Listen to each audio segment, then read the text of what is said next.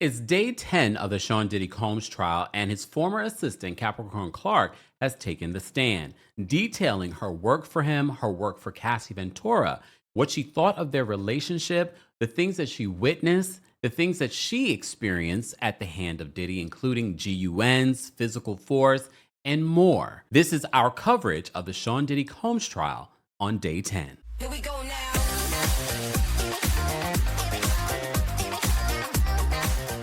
Welcome back to the Kempire channel, your number one source for pop culture news and music, entertainment, reality TV, and so much more. As always, be sure to like this video, subscribe to the channel, and hit that notification bell so you never miss out on breaking news when we go live or when we upload.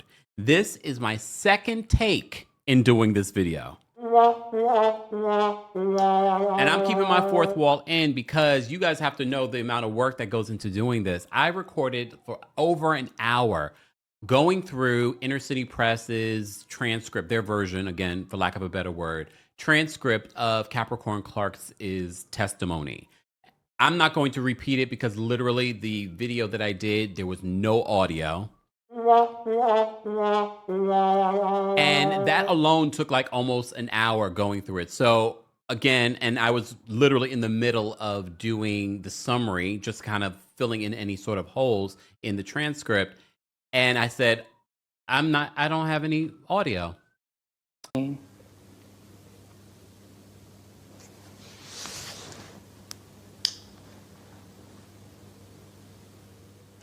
Now, the life of a content creator and trying to get this report to you guys. So you're going to get an abbreviated version of what I just did because the voice is not going to be able to do it another hour. But the summary, I have to say, as you know, we've been covering this for the last 10 days, and we've been giving you a full update and a summary of the day's events. We're not going live. We're not staying live for hours, or we're not in the courtroom. We're trying to summarize everything that's playing out because some of you don't have hours in the day to watch or listen to this content. Speaking of listening, don't forget you can hear our Diddy updates and other exclusive content on the Kempire podcast. So subscribe today, and while you're there, don't forget to give us a 5-star review on Apple Podcasts and on Spotify. All right, today's broadcast is brought to you by our friends over at Factor Meals. On a day like today, I definitely do not have time to be cooking, but Factor Meals has you covered, and they have all kinds of meals that cover you from Calorie Smart to Protein Plus to even keto. But of course, I've gotten you a deal. Get started at factormeals.com/Kempire50 off and use code Kempire50 off to get 50% off plus free shipping on your first box. That's code Kempire50 off at factormeals.com/Kempire50 off for 50% off plus free shipping. Factormeals.com/Kempire50 off. More information on Factor Meals and your discount will be available in the description. So let me get into this, and if I take multiple sips, now you know why. Okay, I wanted to be 100% transparent with you guys. If it was like 10 minutes, I'd be like, okay. It was literally over an hour and 11 minutes. I looked up and I was like, I'm muted.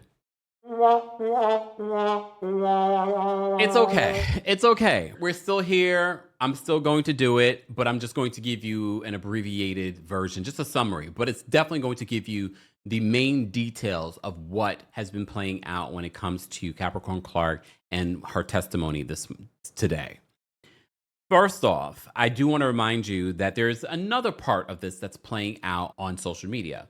We did a video yesterday talking about Don Richard responding to Q from day 26, basically saying that he felt that she drugged him. She gave him a pill that Diddy apparently instructed her to give him.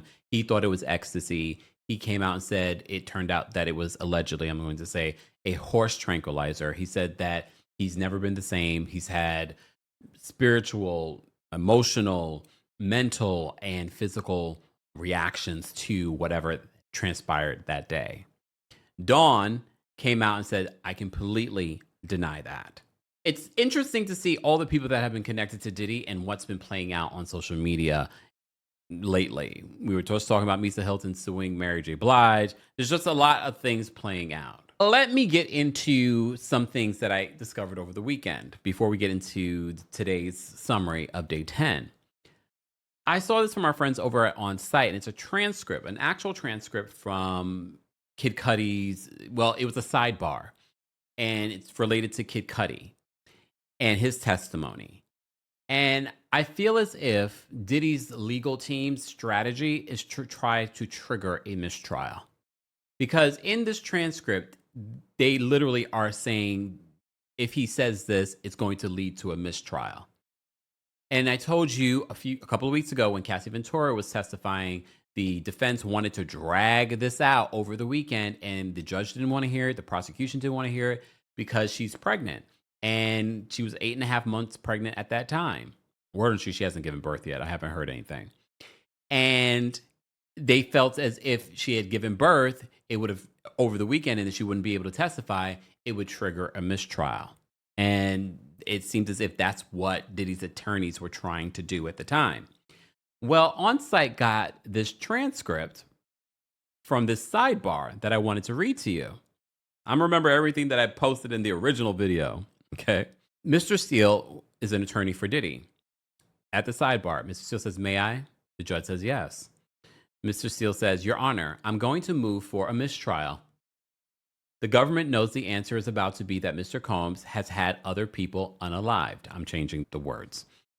"This is an outrageous question." The judge says, "He didn't say that." Mr. Steele says, "But he will say that." The judge says, "He hasn't said that." Mr. Steele says, "He's about to say it. I'm putting the court on notice." The court says, "No, you don't get to put me on notice," the judge. "You don't get to put me on notice. There's no grounds for any kind of application along those lines because no question that you're talking about has been asked and the answer has not been given." They continue, "Now, what is the objection to the question that was asked?" Mr. Steele says, "Why were you scared of Mr. Combs?" And his answer is going to be, because Mr. Combs is violent. He has had other people unalived. I'm changing the word to unalived. The judge says his understanding of things that had happened and his understanding of that event is not a 404A issue, which is what was raised, correct? Mr. Steele says it's not going to be a 4. It's not like that. The judge says that was the objection that was raised. So what is the objection? Mr. Steele says he called his friend. This is what is in the 3500. I know the court read it. He calls his friend who told him that Mr. Combs has had other people unalived. I believe that's going to be his answer why he was scared. I'm preempting it because I know the court. If he says it, the judge says, "That's the way you raise the issue?" Okay, question mark. Mr. Steele says, "Yes, I just wanted to give you a preview." The judge says, "Now, what further questions do you have, Ms. Johnson?" That's the AUSA. Ms. Johnson says, "I don't have any further questions on this, and I don't believe that's what he would say. I was specifically directing this to the end of the relationship and his concerns at the time." The judge says, "Well, to be fair, you asked the question, you got the answer." And Mr. Steele, your point is, let's just move on, right? Mr. Steele says, "Please." The court says, "So let's move on." I do feel like they're itching for a mistrial, I feel like. But we'll see. If this comes up again, then who called it? Let me give you a summary of what's played out in the last few days. NBC reminds us that Capricorn Clark is set to testify today, along with personnel from the LAPD and fire departments. And I'm guessing this is all in relation to Kid Cudi's car, his Porsche. So today will mark the 10th day of testimony, and the lawyers and the judge are cautiously optimistic about meeting their goal of turning this case over to jurors by the 4th of July. As long as the defense stays to a week, I think that's fair, the lead prosecutor, Maureen Comey, told the judge just before adjournment last week. The case got off to a slow start with the extended questioning of the defendant's former girlfriend, Cassie Ventura, but the pace has been picking up. It felt as if the defense was trying to drag out the line of questioning with Cassie Ventura in order to bring it over the weekend, but the judge was not hearing it back then. So on Thursday, when the trial was last in session, rapper Kid Cudi, whose real name is Scott Muscudi, testified about his relationship with Cassie Ventura and the abusive nature of her relationship with Sean Combs. Cudi also testified that his car was torched with a Molotov cocktail after his relationship with Ventura ended, and he suspected that Combs was involved. He said that he and Ventura stopped seeing each other, noting the drama was too out of hand and to give her some space. And I'm thinking maybe the whole car incident was just sort of Diddy's way of exuding his power. That is a pattern that I saw in Capricorn Clark's testimony, what we've seen in other other testimony for this trial. Combs' former assistant, George Kaplan, also returned to the stand Thursday. He described his duties, which included cleaning up liquor bottles and baby oil from hotel rooms. And that is brought up in Capricorn Clark's testimony today as well. So while Sean Combs' federal trial has been rife with drama, cringe, and explosive moment, lawyers not involved in the case say prosecutors have yet to prove the music mogul is guilty of racketeering, conspiracy, and trafficking. If you listen to any of our previous videos, we've also brought on some other attorneys to cite their opinion so far. And the Fox 5 defense attorney that they utilized said that right now the government hasn't proved their charges yet. Okay, they haven't convinced us yet. However, you can see that they're painting a picture. They are putting puzzle pieces together. And I think in Capricorn Clark's testimony today, that picture is almost complete, or at least part of that picture is almost complete, in my opinion, as a non-attorney. They also talk more about this here. One of the attorneys that they cited, a defense attorney, Tama Beth Cudman, says, "I'm not seeing the development of a racketeering enterprise. I'm not seeing the thread that creates an enterprise with a unified purpose." Okay, so that's important to note. But again, only the third week. Sean Combs has arrived and hugging one of his defense attorneys, Tenny Garagos, as they prepared for week 3. Capricorn Clark is called to the stand. Capricorn Clark, former employee, has been called to testify by the government. Clark said that she started at Bad Boy Records in 2004 and worked for Combs until 2020, like on and off. When you look at the testimony, she worked for him, then stopped working for him. He fired her, unfired her, kind of thing. She also served as Cassie Ventura's creative director until 2018, she told the court. Combs' former employee described how that she was once in fear of her life after he threatened to unalive her while discussing Suge Knight. Clark, Combs, and Combs' head of security, Uncle Paulie, were walking through Central Park in New York City when Combs brought up Suge Knight. Clark describes Combs' calm demeanor in expressing his anger over learning that she had once worked for the Death Row Records kingpin, and apparently one of her good girlfriends has a child by Suge Knight as well. When the prosecution asked Clark if she took these threats as serious, she said, "Very serious." The defendant once made a vague threat regarding 50 Cent, according to Capricorn Clark. After Combs and 50 Cent finished doing press for MTV, the defendant told his manager that he was having an issue with the rapper, real name Curtis Jackson. Should also be noticed that Curtis Jackson, aka 50 Cent, is also working on a documentary about Diddy for Netflix. Combs punctuated the chat with, "I like GUNs," the witness said. Clark told the court that Combs once accused her of stealing 3 pieces of high-end jewelry from Jacob the Jeweler, and that he had been given on loan, and subjected her to a lie detector test when it went missing. This lie detector test went on for 5 days. She testified that Combs had tasked her with bringing the jewelry to Teterboro Airport, but she didn't realize that the items were gone until she was at the airport. Clark told the court that she was brought to an office she didn't recognize in New York City after being questioned for hours on the matter. It also makes me wonder, did the jewelry really go missing, or did he set her up for the jewelry to go missing and to be able to torture her in this way? Clark told the court that she was brought to an office she didn't recognize in New York City after being questioned for hours on the matter. A heavyset man on the 6th floor of the building told her that she was there to take a lie detector test, and that if she failed, he would throw her into the East River. George Kaplan, another former assistant who worked for Combs, testified last week that he was also ordered to take a lie detector test on 2 different occasions during his employment. That's when we found out that Diddy also knew or was friends with, I don't know if this man was on the payroll, with a former FBI agent. After 3 pieces of jewelry went missing, Clark told the court that she was told that she wasn't free to leave until she passed the lie detector test. The first test was inconclusive, and she was threatened again with being thrown into the East River by the man administering the polygraph, Clark said. She was brought home and forced back the next day, saying that she was told by Combs' security she was not free to leave until she was cleared of any wrongdoing. It took 5 days of taking the test, she said. She did not want to take the test, but she wanted to get through the ordeal, and prove her innocence. Clark says that she lost hair and barely slept due to 24-hour stress of her job working for Combs. For a $55,000 salary, Clark said that she regularly worked from 7 a.m. to 4 a.m. She also said that she went to HR at one particular point, and HR told her that she was owed $80,000 in, I guess, overtime pay, and she brought that paperwork to Diddy, and Diddy ripped it up. Doing everything from research to fetching, dry cleaning, and food. The witness said that she even suffered from stress-related alopecia, meaning she was losing her hair, a clinical term for hair loss due to her boss's nonstop demands.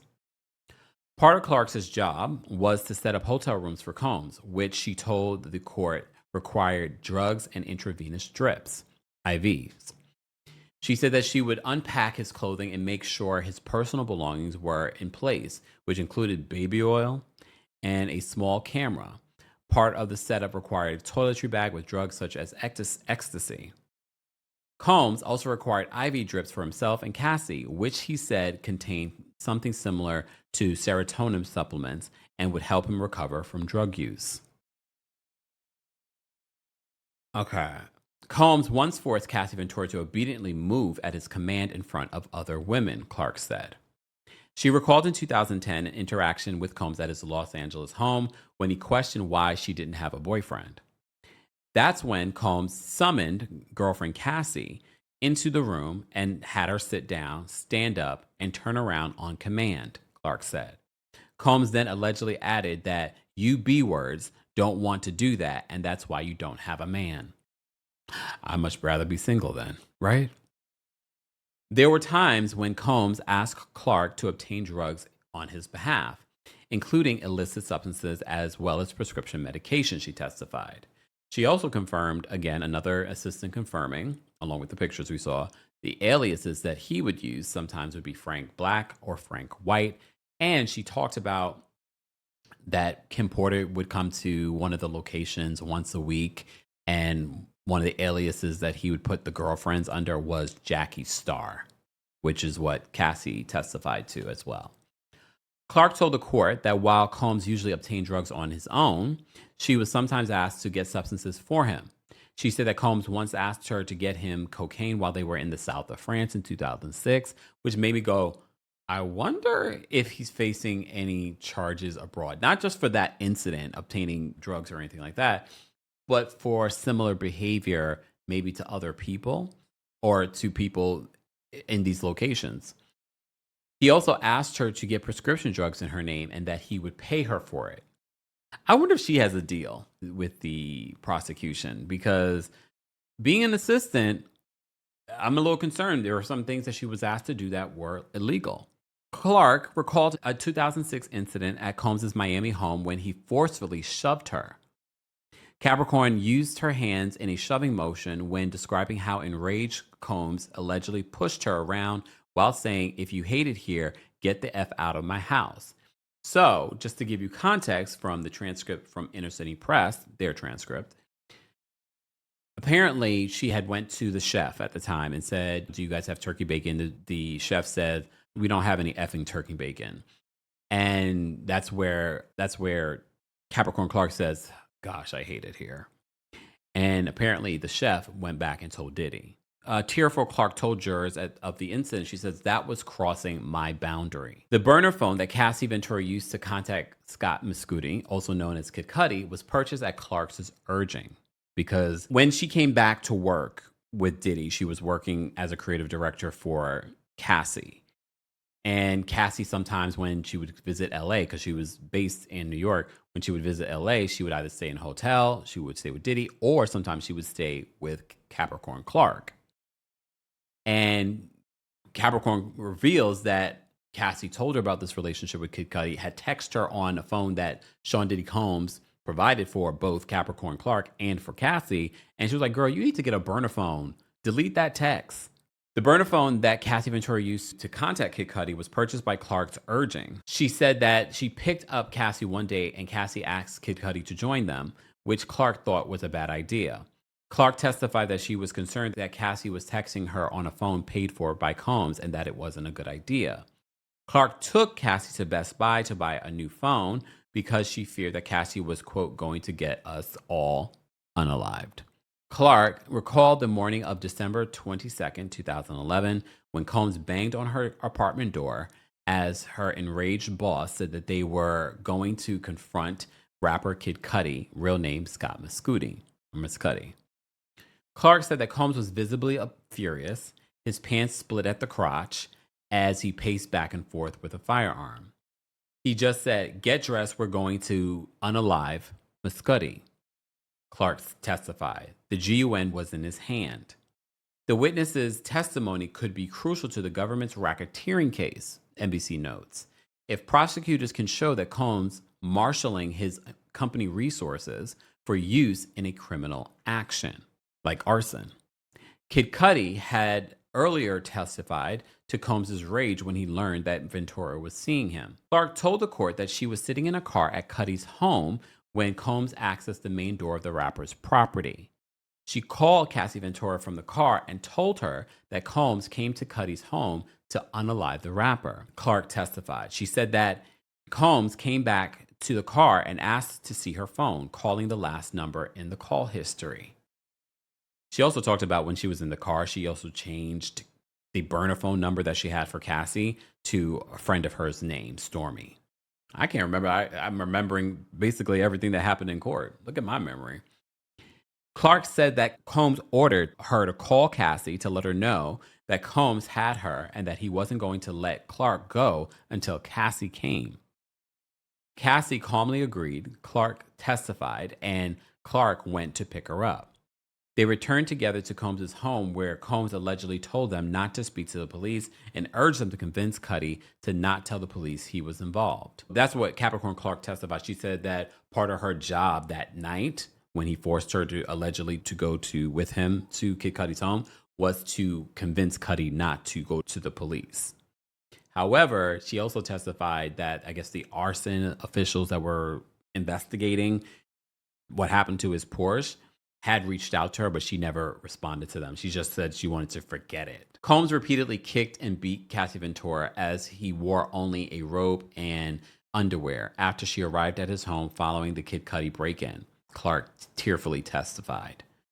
Clark told the court that Combs came at Cassie 100% full force, repeatedly kicking his former girlfriend while she crouched more and more into a fetal position. Cassie was crying quietly as Combs kicked her in the back over and over again, she testified. Combs' former employee struggled to speak while recounting the incident to the court, testifying that Cassie was only a few feet away from her at the time. Clark says that Combs told her that if she intervened, that he would attack her next. She added that no one on Combs' security team intervened to stop the attack. And during her testimony, she is naming the people that were there at the time and the people that she had reached out to. She had reached out to other people in his security personnel to tell him to stop, get him to stop. In the aftermath of the Kid Cudi incident, Combs brutally beat and kicked Cassie Ventura, prompting Clark to make a desperate call to Ventura's mother. When no one in Combs' inner circle would step in to stop the beating, Clark said that she had no other option but to call Regina Ventura. Clark recalled telling the elder Ventura, "He's beating the ish out of your daughter. I'm in over my head. Please help her. I can't call the police, but you can." And this is after they allowed her to leave. They also asked her, "How long did you continue to see him hitting her as you walked away?" She says, "Yes, until I went around the bend and I couldn't see anymore." Combs fired Clark, she said, for allegedly failing to inform him about Cassie Ventura's dating Kid Cudi. She was fired a couple of times from him. At one particular point, they talk about Harv Pierre, the president of Bad Boy, and someone that she reported to. And she says that at that particular time, I don't remember what year this was. I don't believe it was around this particular incident. It was before this incident where she was fired.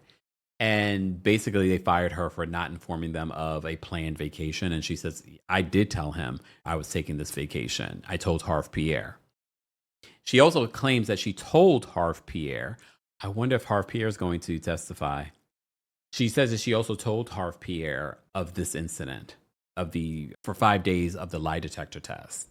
I believe that's what it is. I'm trying to remember everything, guys, because this is me recollecting the entire testimony after I recorded the entire thing and read it to you guys, and it didn't record. I mean, it recorded, but it recorded without audio. It's okay. I'm just trying to fill in some of the gaps. So Combs fired Clark, she said, for allegedly failing to inform him about Cassie dating Cuddy. I lost everything, Clark said, ticking off a list of employment benefits such as health insurance and a 401k. So she said that not only that, she said she lost her home, she lost her car. Clark says that Combs gave her a 30-day notice in 2012. He said that I would never work again, and then all these people weren't my friends, and that he would make me want to unalive myself. So now this is setting us up for understanding why, because so many people still do not understand why no one reported this, why people were scared of him. Because she then says, literally, that's what happened. When she stopped working for him, there were jobs. She had a job opportunity that it seemed like it was working out. She got the job, and then it never happened. And then she kept on trying to get work, and she would never get work. Her life started to fall apart because of this. So she said that Clark came back to Combs' world in 2016. So that was back in 2012. Now we're talking about 2016. Working as Ventura's creative director. I believe that she basically was Cassie's handler, not creative director. Yes, they did creative things. They talked about some of the creative things that they did together on the stand in her testimony. She talks about some of the things that they did together. Combs and strategically, they're talking about the things that they did together in regards to Cassie's career, because Cassie, in her lawsuit and in her testimony, basically said that he controlled everything. He abused me. He was a terrible guy. My career never flourished. I never got to release any more albums, only that one album. The defense is trying to change the narrative on that. Combs and Cassie Ventura would have both benefited from splitting up long before they did, the witness said.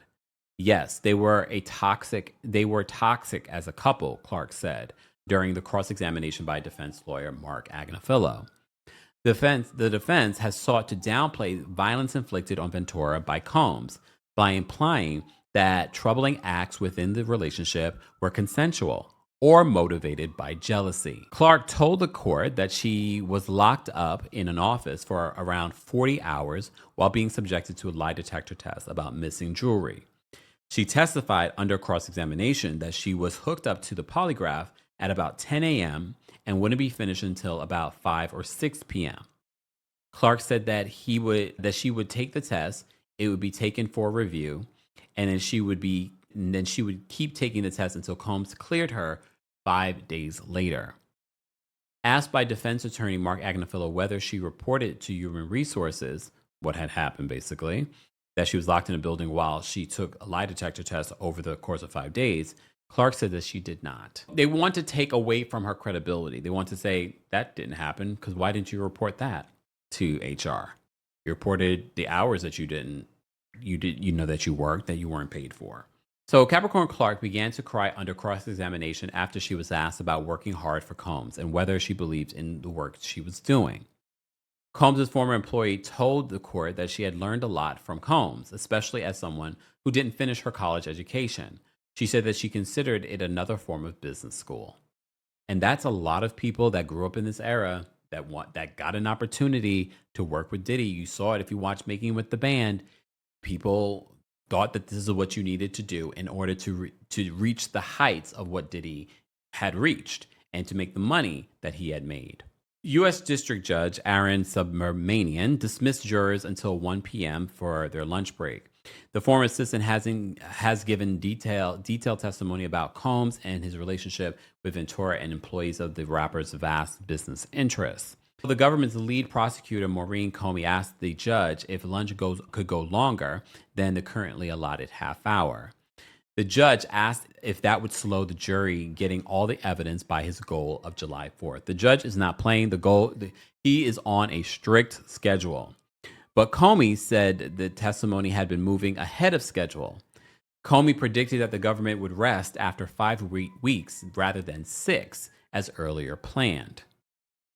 So earlier in her direct testimony, Clark offered new details on Combs' attempt to confront Kid Cudi in December of 2011 and why Combs left. She told the court that after she called Cassie Ventura to let her know that Combs broke into Kid Cudi's home, Combs got into the car and left the residence. They were driving away from the home when Combs spotted Kid Cudi traveling in the other direction, Clark said. Combs chased Kid Cudi in the vehicle until he heard sirens headed in the direction of Kid Cudi's home. When Clark told the court, Combs pulled himself together and drove to a stop at a club on Sunset Boulevard. Clark implied that Ventura, this was a little bit of a giggle moment for me when reading the reporting of what the questioning was, because they were talking about Cassie and her talent, her vocal ability. So Clark implied that Ventura, quote, had talent, but not quite to Whitney Houston or Mariah Carey levels. She basically said that she wasn't talented in her testimony. And a lot of people of that era remember, we were like, okay, Cassie's cute and all. And this is why when she had that lackluster performance on 106 in Park, people were like, yeah, she's cute and all, but that's about it. She's no Whitney or Mariah Carey. When the defense pushed Clark to evaluate Ventura's singing ability, the witness said that she wasn't a Whitney or Mariah level talent, but more of a studio artist. Clark said that she's seen Ventura live a handful of times, and Combs' then girlfriend might have underperformed due to nerves. She also said that around 2016, she thought that the drug use was taking a toll on Ventura's career. So that's important to know. The career of Combs' girlfriend was an important company goal between 2007 and 2010, Capricorn reported. In that time, Ventura seemed to receive the lion's share of Bad Boys Records resources, Clark testified. And this is important to note. This is the defense trying to say Cassie basically got everything from Diddy. He really did invest in her career. She says, from my perspective, the lion's share of the bad boy was on Cassie in the first block of time. The defense presented Clark with emails from her work at Bad Boy Records from January 2012, just 3 weeks after she says that she was kidnapped by Combs. When asked if she continued conducting business with Combs, even after telling the jury that she was kidnapped and threatened with unaliving, Clark responded, yes. Clark testified that she had to tip off Cassie Ventura that Combs was armed and hunting for Kid Cudi at his house. On the morning Combs sought to confront Kid Cudi, Clark said that she managed to sneak in a call to Ventura on her burner phone, and Ventura just happened to be with the rival rapper at that moment, the witness said. Clark said that she could hear Kid Cudi on the speakerphone reacting to this threat in the background, asking, "He's in my house?" Wow. The one time Combs' assistant admitted that she didn't help Los Angeles fire investigators into their probe of Kid Cudi's car getting torched. When a LA Fire Department representative called her number in the summer of 2012, Clark hung up on the investigator and never called back. Clark said that she simply didn't want to have anything to do with this any longer. Remember, during Kid Cudi's testimony, the defense revealed that a female's DNA was discovered, a part of the whole Porsche situation. We still haven't gotten to the bottom of that. So defense attorney Mark Agnafilo entered an email Clark sent to Combs in September of 2014 into evidence, where Clark asked for his forgiveness. The email was sent 2 years after Combs fired her and about 2 years before she returned to work for him again. In the email, Clark wrote that hopefully Combs will forgive her soon and that she felt like he forgave everyone but her. Other emails were also brought into court, including one from months later where Clark said that she wanted to be his friend again. Clark seemed angry with Cassie Ventura, saying that she was clearly never a real friend. Clark broke down sobbing on the witness stand, saying the situation was complicated for her and that she felt that she was Ventura's protector. She apologized to the judge for her crying, but the judge assured her that she didn't need to be sorry. This is interesting because I feel like this situation is very complicated when it comes to understanding cycles of abuse. Again, when we talk about cycles of abuse, we're not just talking about Cassie Ventura. We're talking about the people that worked for this man. They continue in regards to this. And before we even continue, guys, just a reminder, don't forget to like this video. Don't forget to share this video. Don't forget to subscribe and turn on your notifications because we do have quite a few of you that are new here and that are not subscribed. If you would like a summary of the Diddy trial updates, Be sure to subscribe. We don't just talk about Diddy here. We talk about everything in pop culture, music, entertainment, and reality television. So be sure to check out our other things that we have here on the channel, and be sure to subscribe to the Kempire podcast. And don't forget, I will be talking about the Diddler come July 10th when I come to Philadelphia's City Winery. Don't forget the Kempire After Dark, the Villain Era. Perfect timing, right? The Villain Era is coming to City Winery in Philadelphia on July 10th, then City Winery in Atlanta on August 5th, then Union Stage on August 22nd in Washington, D.C., then back here in New York City on September 12th. The New York City show will have a live stream option. It's the only show that will have a live stream option. So go get your tickets today for that. And for all ticket information, plus meet and greets will be available for all of the shows. So if you want to meet me and Kiki and all kinds of things. It's going to be a night of hot topics. We'll be talking about everything from the Diddler to Real Housewives of Atlanta. Get your tickets today. More information on the Kempire After Dark, the Villain Era. Ticket information will be available in the description. So back to this, along with everything else, Kempire will be in the description. For those that are just joining us, I literally recorded this video and I was doing the back and forth in regards to the testimony. And I was recording that for like an hour and 15 minutes. And I look up and I was like, oh, OMG, it's muted. And I had to double check. And I was like, did the entire thing mute? Apparently. It's okay. It happens. It doesn't happen all the time, but it's happened to me before. It probably will happen to me again. And especially when we're covering this Diddy trial every single day, things are going to happen. There are going to be ahs, and all kinds of things that are left in. You might even have a moment of where I'm just like reading, and then I get back here. I'm trying to edit these as quickly and as efficiently as possible. Shout out to all of you that keep saying that you appreciate my reporting on this.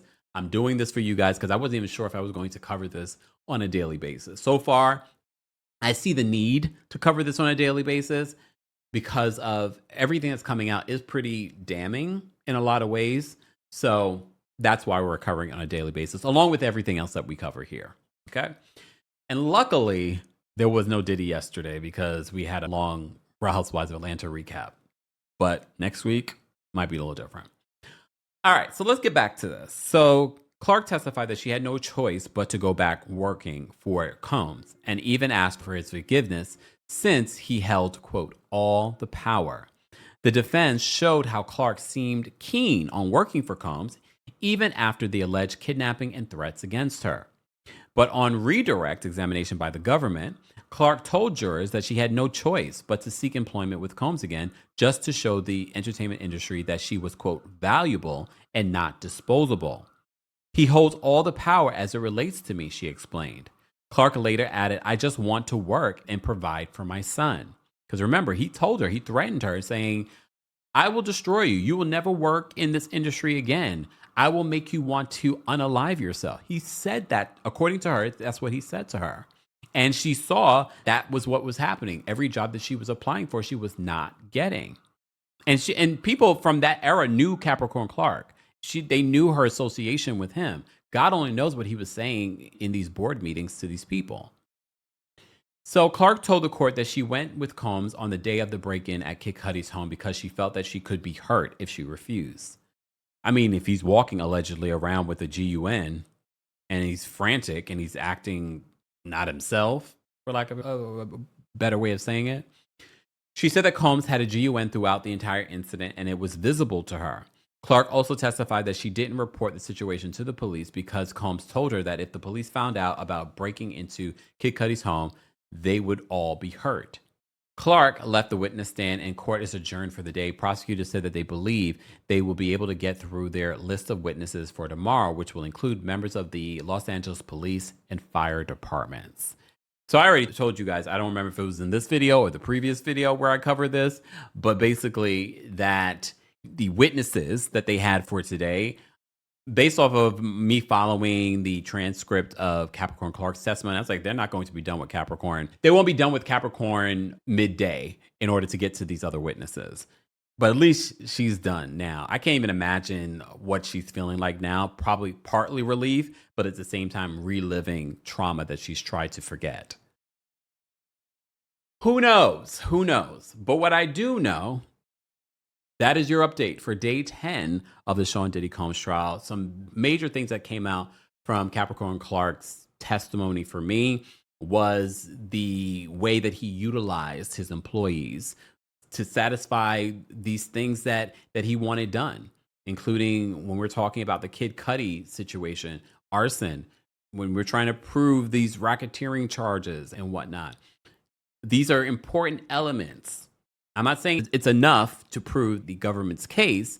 However, what I'm saying is these are part of those puzzle pieces. And as I mentioned to you guys before, don't forget you will be able to hear an audio version of these recaps and additional content that I end up finding sometimes after I record these. I usually add to the podcast version. So be sure to subscribe to the Kempire podcast and be sure to let me know your thoughts and opinions on this update in regards to Capricorn Clark, Diddy's former assistant, testifying in court today. We're going to continue our coverage with day 11 tomorrow. As always, be sure to like this video, subscribe to the channel, and hit that notification bell so you never miss out on breaking news when we go live or when we upload. Again, more information on the Kempire After Dark. Live shows will be coming to Philadelphia, Atlanta, Washington, D.C., and New York City. All ticket information will be available in the description. Thank you so much for watching and for listening. Here we go now.